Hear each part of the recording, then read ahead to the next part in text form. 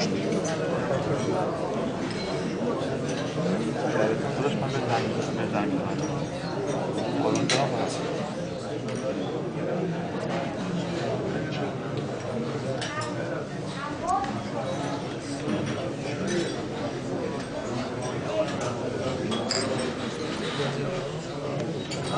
انبیا محمد صلوات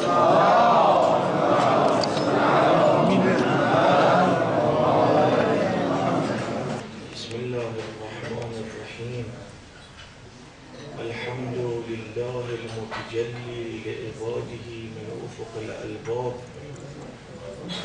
المجلی عن مراده بمنطق السنة والكتاب الذي نزه أولياءه عن دار الغرور وسمى بهم إلى أنوار السرور والصلاة والسلام على سيدنا وحبيب قلوبنا أبي القاسم محمد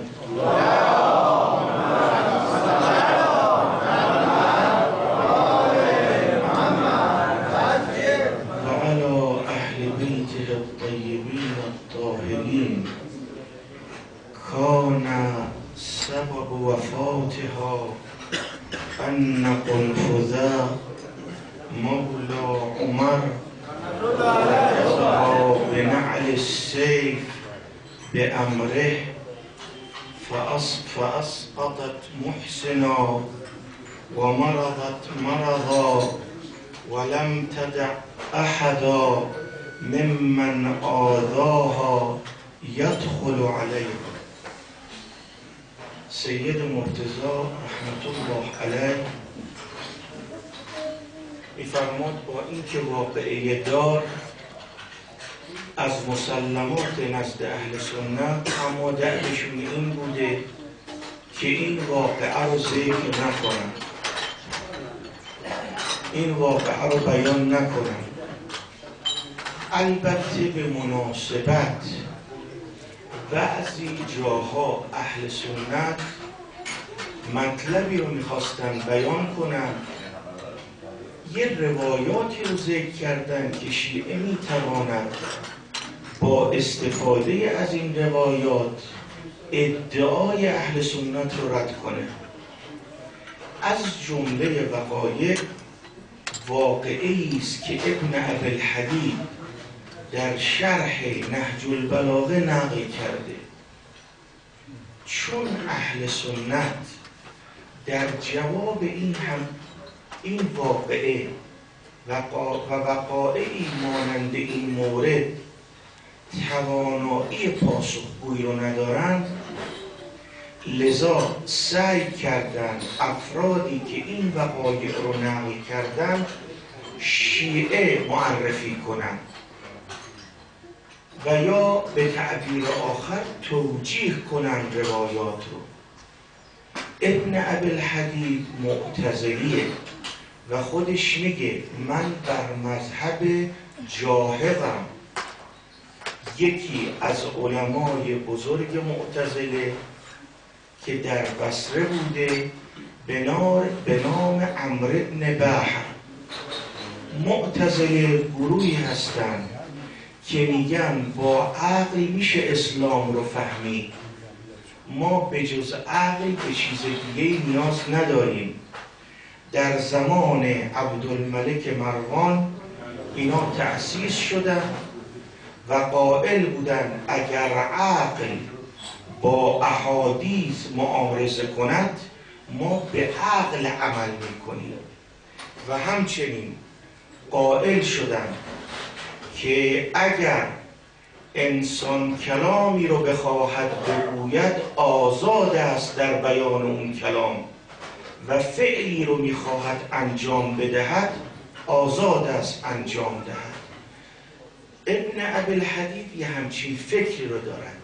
ما شیعیان قائل هستیم که این شخص سنیه و معتزلی و دلیل داریم برای حرفمون. اولا دلیل اول این است که ابن ابوالحدید واقعه دار رو منکر میشه میگه نه اصحاب پیامبر و نه محدثین این واقعه رو ذکر نکردن، تنها شیعه هستند که این واقعه رو ذکر کردن. این مطلب اول. مطلب دوم میگوید صحیح است که فاطمه زهرا روحی لها الفدا از ابابکر و عمر ناراحت بود و از اونها آزار دید، اما اینا گناه بزرگ مرتکب نشدن.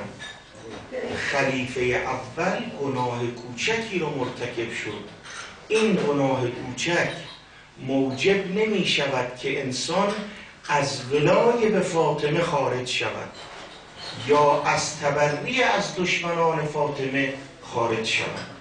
این مطلب دومی است که ذکر می کنم.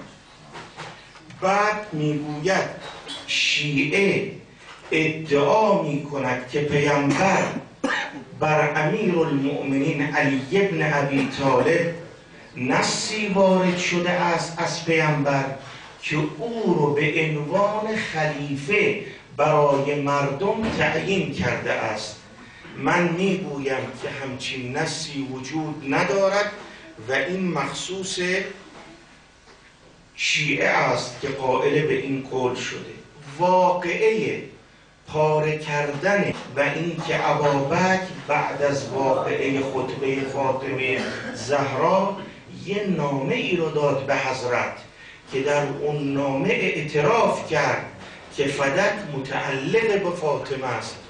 میگویند در راه خلیفه دوم فاطمه سلام الله علیها رو دید، اون ورق رو گرفت، جسارت کرد و اون ورق رو پاره کرد. ادعا می کند ابن ابوالحدیث که این مقوله مخصوص شیعه است و این مطلب درست نیست.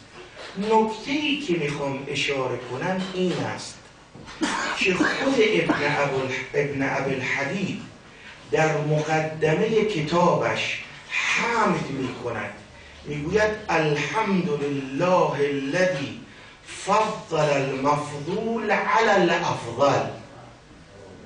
یعنی طوری معنا میکنم دوستان متوجه شوند، یعنی کسی که فضیلتش پایین تر است خدا مقدم کرده است بر کسی که فضیلتش برتر است. یعنی اعتراف داشتن امیرالمؤمنین اعلم است، اعتراف داشتن امیرالمؤمنین اولاست، اعتراف داشتن که امیرالمؤمنین نسبت به اولی و دومی برتر است. لذا این رو بیان کرد. این واقعی رو که ابن ابوالحدیث نقل کرده است مصداق بارز لأغوینهم اجمعین نسبت به اولی و دومی است. ما میگوییم اولا این دوتا گول خورده شیطانن، شیطان اونها رو اغوا کرده. دوم اولئک حزب الشیطان، اینا که شیطان اونها رو گول میزند اینا حزب شیطانن. و ثالثا طبع الله علی قلوبهم، اینا دیگه مهر نادانی خوردن، اینا کاری کردن که راه برگشتی وجود نداشت، چون فاطمه زهرا از طرف خدا حجت بود بر روی زمین، لذا اینا مورد لعن قرار گرفتن. الذین یؤذون الله و رسوله لعنهم الله فی الدنیا و الآخره. ابن ابوالحدیث میگوید من مطلبی رو مطالعه کردم و بر استادم این مطلب رو بیان کردم. مطلب این گونه بود که خواندم که ابوالعاص دختر پیامبر رو گرفته بود، در یکی از جنگ ها دستگیر شد، آوردنش خدمت پیامبر اکرم. پیامبر بهش گفت اگه دخترم رو آزاد کنی بیاد پیش من تو هم میتونی برگردی. قول داد به پیامبر. وقتی زینب برمیگشت این مشرکین با هم قرار گذاشتن که این زینب رو اذیت کنن تا خبرش به پیامبر برسه. حبار ابن اسود یا جبار ابن اسود نیزش رو برد بالا، به محمل زینب زد. زینب دختر پیامبر حامله بود، لذا ترسید، بچهش سقط شد. وقتی آمدن خدمت پیامبر، به پیامبر گفتن آقا دختر تو حامله بود، مشرکین در راه او را آزار دادن، بچهش سقط شد. پیامبر چه فرمود؟ فرمود ریختن دم این شخصی که این کار رو کرده جایز است، یعنی میشه خونش رو ریخت. ابن ابوالحدید میگه من اینو مطالعه کردم، آمدم پیش استادم ابی جعفر، بهش گفتم آقا یه همچین قصه‌ای وجود دارد که زینب این بلا رو سرش آوردن، اگه پیامبر بود و این بلایی رو که سر فاطمه آوردن چه میگفت؟ میگه استاد من به من گفت که اگه پیامبر بود حکم بریختن خون اینها میکرد، یعنی جایز از خون اینها ریخته شود. ببینید اینایی که به خانه حضرت هجوم بردن موقعیتشون این بوده، مسائل روشنه، از خود متون اهل سنت تمام مطالبی رو که ما نیاز داریم تا حقانیت مذهبمون رو ثابت کنیم وجود داره. چرا فاطمه پشت در آمد؟ بعضی ها خیلی معذرت میخوام، مجلس علماست، ما موظفیم این جوانها رو طوری پرورش بدیم، اینا امانت الهی هستند که این شبهاتی که بعضی وقتها در مجتمع مطرح می شود در دل اینها اثر نکنه. چون اگه بچه های اینها و خودشون اگه بخوان ساخته بشن، فاطمه اون حرکات و سکنات و گفتار فاطمه است که می تواند بسازد اینها رو. چرا فاطمه پشت در آمد؟ اگر امیرالمؤمنین می آمد می گفتن آقا 2 صحابی پیامبر است با هم درگیر شدن، این واقعه رخ داد. زبیر می آمد، طلحه می آمد، اینایی که اون زمان بودن، باید یک کسی پشت در می آمد که هم به پیامبر نزدیک بود، هم تمام کلمات پیامبر رو شنیده بود و هم مراد پیامبر رو میدانست و باید صاحب خانه به پشت در بیاید. فاطمه صاحب خانه بود، آمد پشت در، گفت چه میخواهید؟ گفتند یا بیعت میکنید یا خانه را آتش میزنید.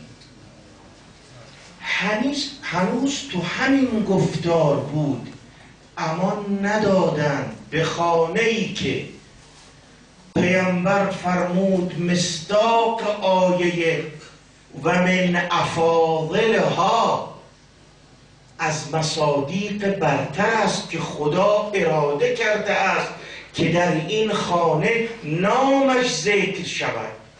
به اون خانه هجوم بردن. خود امیرالمؤمنین وقتی به خانه هجوم بردن آمدن بیرون، با دومی درگیر شدن، او رو به زمین زدن، اما یاد وصیت رسول خدا افتادن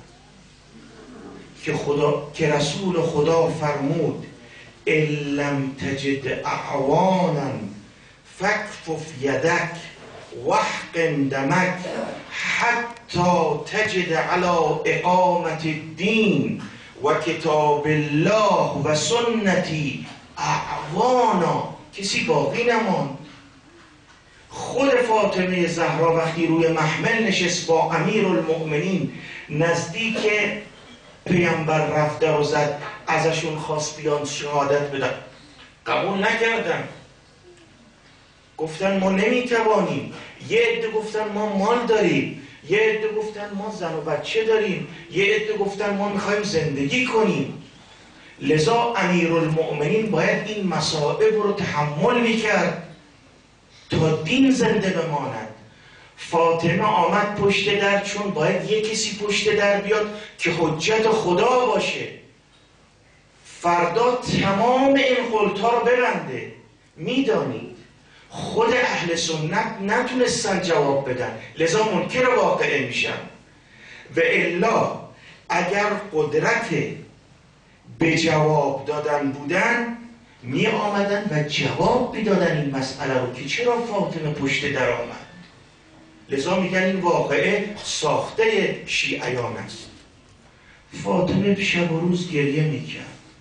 مگه معقوله یه زن شب و روز گریه کنه؟ جوان نمیداند که مراد از شب و روز چیه.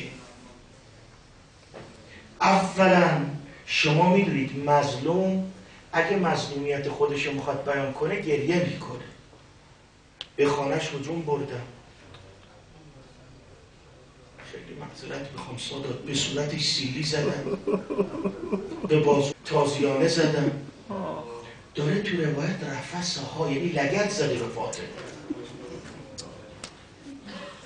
بعد این زن چجوری باید بیاد بگه مردم اینا دروغ میگن، اینا بازیگر صحنه، باید گریه کنه. این که در روایات میگه شب و روز گریه میکرد و آمدن پیش امیرالمؤمنین گفتن آقا گریه چرا میکند، مراد اینه که وقت معینی نداشته، نه اینکه از صبح تا شب فاطمه گریه میکرد، نه، هرگاه یاد ظلمهایی که برای او و بعلش میافتاد گریه میکرد. وقت مشخصی نداشت. رسالت داشت فاطمه زهرا، کما اینکه امام زین العابدین رسالت داشت. مسلط شده بودند بعد از واقعه طف. زین العابدین باید چیکار میکرد؟ باید ساکت میشد، اما آب میآوردن جلوش گریه میکرد. چرا؟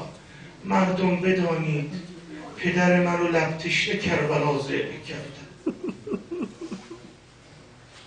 مردم بدانید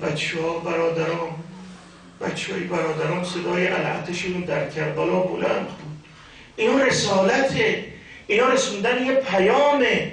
فاطمه گریه میکرد که پیامو به مردم برساند. مردم اینا دروغگوان، اینا غصب کردن خلافت رو. خلافت مال امیرالمؤمنین است. من شب و روز خانه پیامبر بودم، من دختر پیامبرم، من مراد پیغمبر رو میدانم. لذا اثر کرد در قلوب. یه عده جدا شدن، یه عده نگه داشتن این خط رو که خدا به من و شما همین توفیق رو داد که از نطفه این افراد باشیم، که مورد توجه حجت خدا باشیم. امام زین العابدین از بازار قصاب ها رد می شد، گریه می کرد. داشتن گوسفندی رو ذبح می کردن. آقا چرا گریه می کنید؟ اول به من بگید که شما این گوسفند رو آب دادید یا نه؟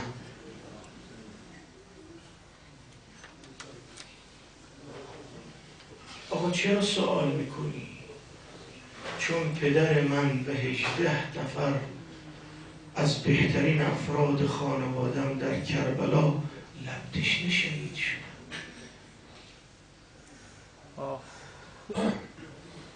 من با کسی مجامله نمی کنم، همه رسالت دارم. این پیرمردی که اینجا نشسته و تشرفنا به محضره، اون روزی که توانایی داشت لخ می شد، سینه می زد این وسط و می خواند. این رسالت بر ما، اینا نائب امام زمانن، اینا درس میدن به ما.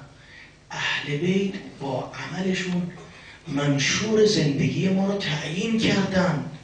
زینب سلام الله علیها، فاطمه زهرا، امیرالمؤمنین. یه جوان رو میبیند آقا زمان پیامبر که در میخ نبوده که در درست کنن، چه میگوید که بین در و دیوار فاطمه قرار گرفت؟ من نمیدانم نوح کشتی خودش رو چگونه ساخت. این ایتالیا تمام تاریخ خودشون رو در روم نگه داشتن. چند تا معبد دارن که تا حالا نگه داشتن. اینا مال سال 75 میلادیه، یعنی 600 سال تقریبا قبل از اسلام. بعضی از این عمارت ها 80 تا در داره. اون کسی که ادعا میکنن پس اون در خیبر چه بود که امیرالمؤمنین اون جنفشانی رو کرد؟ زلیخا کدوم در رو بست؟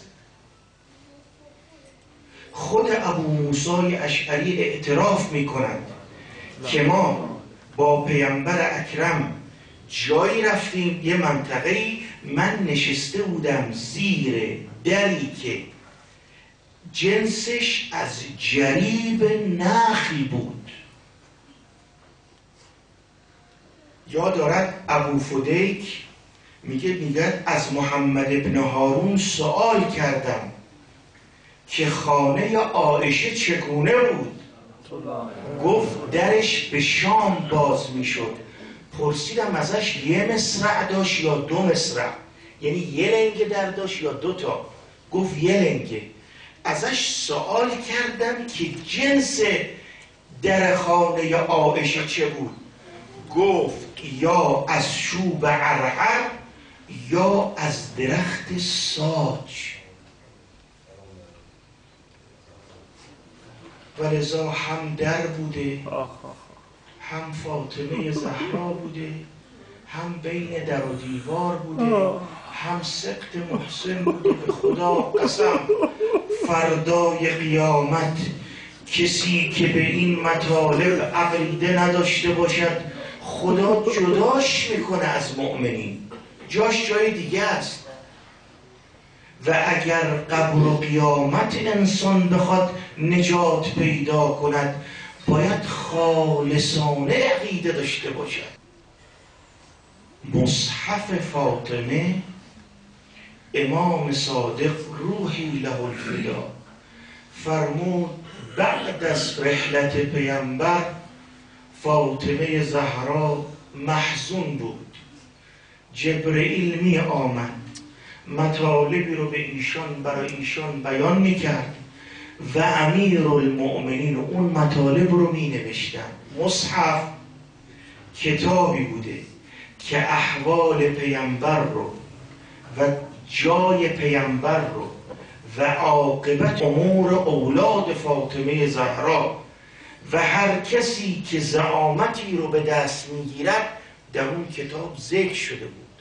لذا فضیل آمد خدمت امام صادق.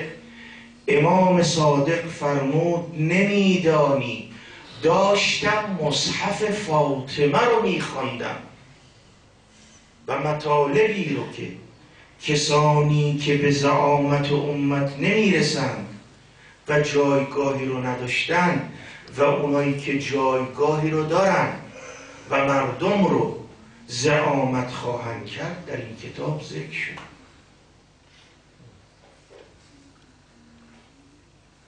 وظیفه من و تو چیه؟ وقتم تمام شد. وظیفه من و تو اینه که قدر این روزا رو بدانیم که بعداً حسرتش رو نخوریم.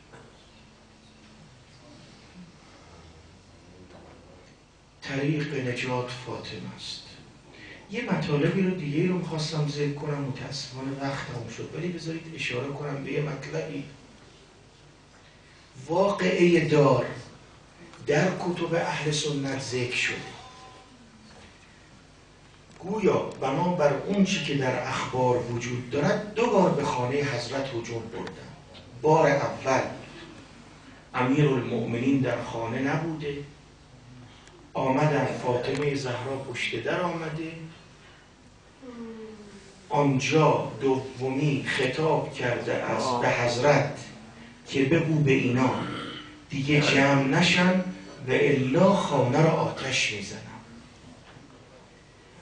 و بار دوم آمدن پشت در، فاطمه با اونها صحبت کرد.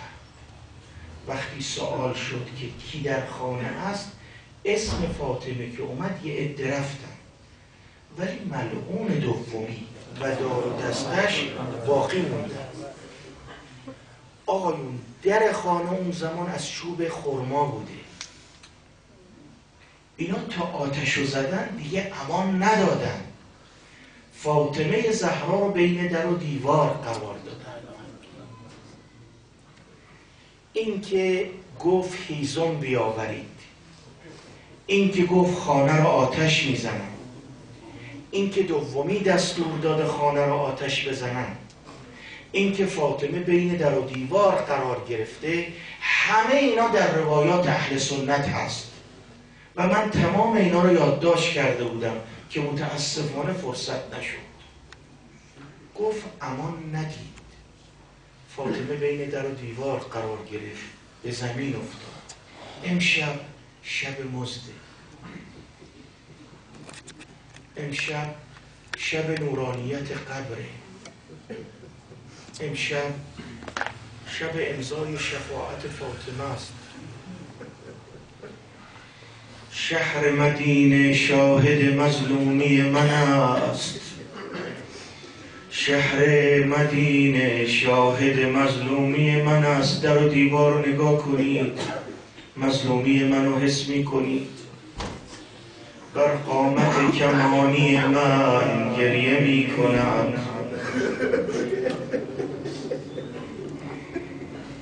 از درد شانه نشد موی زینبم بمیرم. میگفت اون روز آخر با اینکه توانایی نداشت دستش رو به دیوار گرفته بود، زینبش رو صدا زد دخترم عزیز دلم بیا موات شانه کنم.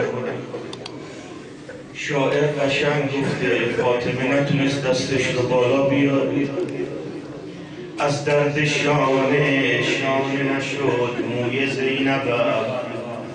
این گل به ناتوانی من گریه می کند. مادر چرا دستات بالا نمیاد؟ دیگر حسین را نتوان بغل کنم. یه طفل 6 ماهه هم فاطمه داشته، در بوستان توحید یک ناشکفته گل بود، هنوز به دنیا نیامده بود. بین در و دیوار قرار دادن. وقتی که باغ میسوخت صیاد بی مروت در خانه رو آتش زدن، فاطمه رو بین در و دیوار قرار دادن. مرغ شکست پر را در آشیانه میزد، یعنی علاوه بر این که فاطمه رو بین در و دیوار قرار دادن با تازیانه میزدن. عزادار واقعی خود امام زمان است. امام زمان شما باید مصیبت مادرتون رو بخوانید. نبودی شعله آتش ببینی امام زمان، آی نبودی شعله آتش ببینی، نبودی غربت حیدر ببینی. خدا را شکر در کوچه نبودی امام زمان که سیلی خوردن مادر ببینی. یه روزه ای هم زینب خونده برا مادرش، خیلی جان سوزه نمیتونم طاقت بیاری یاره. من ایستاده بودم دیدم که مادرم را دشمنگهی به کوچه آبی به خانه میزد. چقدر شاعر زیبا گفته، یعنی گفته فاطمه را امان نمیدادن، هم کلفوز میزده، هم خالد بن ولید میزده، هم مغیره میزده، هم ملعون قمفاز همدست با مغیره. یه جای دیگه هم زینب یه مصیبتی خونده و شمر جالسون علا صدره. بمیرم زینب تل زینبیه چریدی و شمر جالسون علا صدره. مولع سیفه شمشیرش رو بیرون آورده بود. قابض علی شیبتک المقدسه محاسن سید الشهدا رو به دست گرفته بود. او می نشست و من می نشستم بمیرم زینب. او کجا میشه زینب جا؟ او بالای سینه من در مقابل. او می کشید و من می کشیدم. او از کمر تیر من از آه جانا.